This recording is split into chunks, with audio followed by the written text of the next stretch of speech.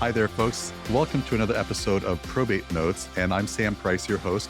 And I have with me a very interesting guest who's going to tell us about bending the arc of history towards justice. I want to welcome to the show Terrence Franklin. He's a partner at the firm of Sachs, Glazier, Franklin, Lodi's, McMurtry, and Shearer, LLP in Los Angeles. Hi, Terry. Thanks for joining me today. Hey, Sam, thanks for having me. It's good to be here. I've seen your TED Talk and you've spoken at our probate symposium. And I just had to have you come in and talk about and tell us all about your story. But before we do, I just wanted to talk to you a little bit about you and understand about you and your career. Can you tell us, maybe starting from maybe law school? I know Sure. you may not want to drop the H bomb, but feel free.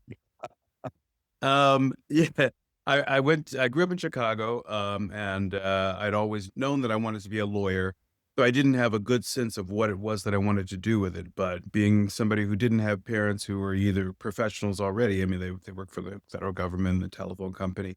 So doctor, lawyer, professor were the things that seemed possible for somebody from the south side of Chicago, who your teachers tell you you're smart and so you should work hard. So I was going to be a lawyer because I didn't do math. Found myself at Harvard Law School. And when I graduated from there, I moved to Los Angeles. I was at the time with my ex-wife, who I met in law school, and we were both classmates and actually born on the same day. And we had better options in Los Angeles than Chicago, so we moved to Los Angeles, and I started working at a big law firm, Morrison and Foerster. I was following the path of many, and just sort of fit right into the go to law school, get out, and do the big corporate law firm job. So that's how I started my practice, really, and was doing that regularly for a couple of years. And there were a couple of partners there was a partner at the firm and a senior associate who had been doing some work in trust and estate litigation. So they'd done a will contest and some other things like that. And they were just starting to crack open this new practice area of trust and estate litigation. Because before that, everybody was either a litigator who didn't really do anything with trust and estates, or you're a trust and estates lawyer and you avoided the courtroom. But Bruce Ross was kind of melding those two concepts together and decided to start a firm. And I joined him and Bob Sachs, who is still my partner today, and in 1992, and have been doing trust and estates litigation ever since. So, the other assets that John Sutton owned, was he like the cattle and whatever else he had, were they to be given to Lucy and her family?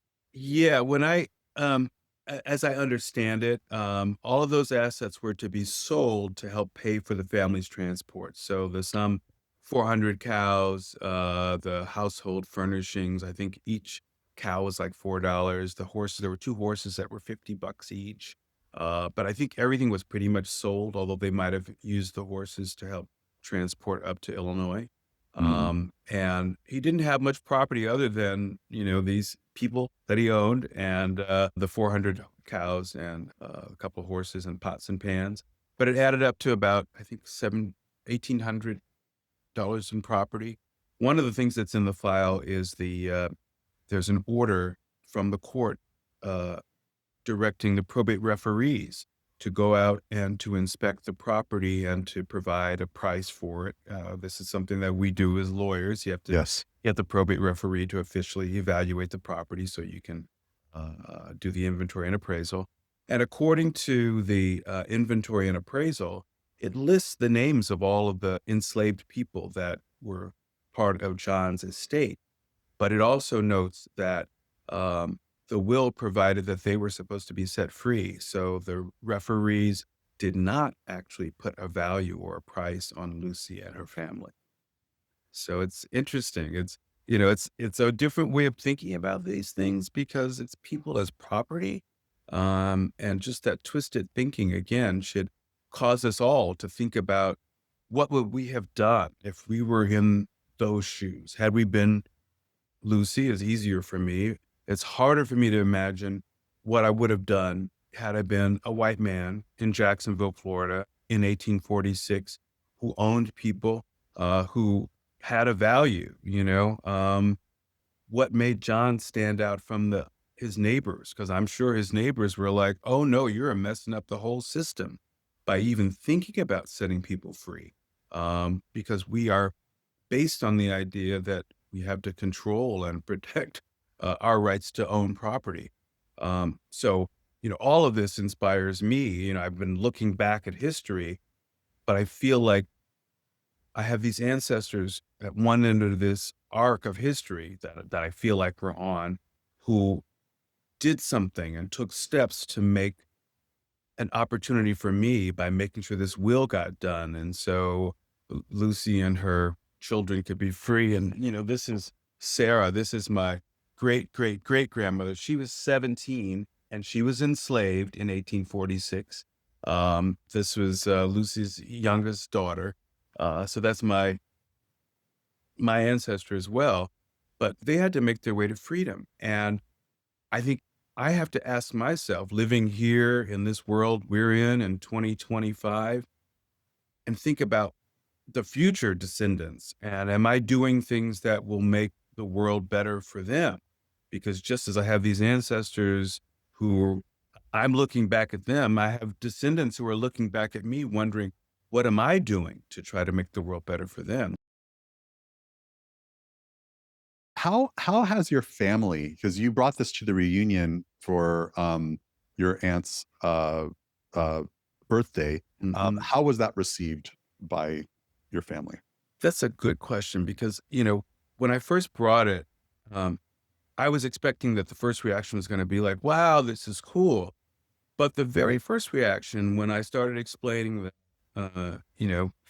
John Sutton apparently had done this will that set our ancestors free, the first reaction that I got from one of my young cousins was, wait a minute, that's the person who raped our ancestor. Uh, you know, there was no consent in this relationship. He owned her. And I understand that to be true. And from that standpoint, what else can I say? Except, as I said to this young cousin of mine, and this was before I had the whole file and understood that this was a family. I said, it feels like this is something other than just him, as you say, raping her, because he actually bothered to set her free along with her 8 children and 6 grandchildren. And, the will doesn't say anything about a white family. And so it makes me wonder, and that's what's really set me off on writing this article, could love have played some role in this? And whether that's a love for John for Lucy or a love for Lucy for her children and descendants to make sure that they would be safe, because I can probably identify and relate with that impression more than I can relate to what it would have felt like to be to be the white man. But I think the family reaction was at first a little tentative, but once we sort of started thinking about it and thinking about the just the value of the fact that he did the right thing in the end, I think that helped to shape everybody's impression. And since then, it's become sort of this great sort of family story. It's part of what we discuss at family reunions is really unpacking and continuing to unpack the story. Because I recently described it's almost like an onion, but it's like rolling downhill like a snowball because I find more and more layers of detail and complexity in the story. But I also am always finding out more and more, not only about Lucy, but about other families and similar families in the same vicinity. So I'm weaving in stories of other people that Lucy might have even known. The wealthiest woman in Florida at one point was a woman named Anna Majigini Jai Kingsley, who was a formerly enslaved princess who was brought to America. She, quote, married the white man who owned her. He eventually set her children and her free as well. And after he died, his white family um, uh, challenged his gift to her.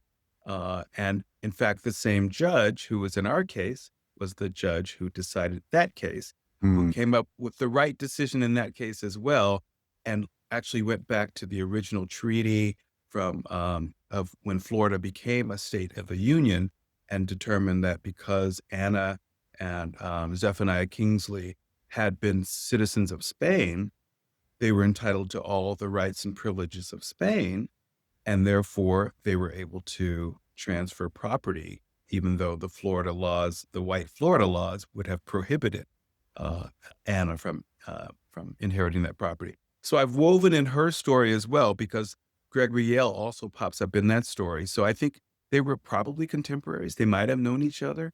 And so to be able to try to tell more stories of sometimes empowered African American people who were fighting and struggling with the same legal barriers that my family dealt with and were successful, I think helps to broaden and expand our ability to understand and appreciate how this history can encourage us to do better.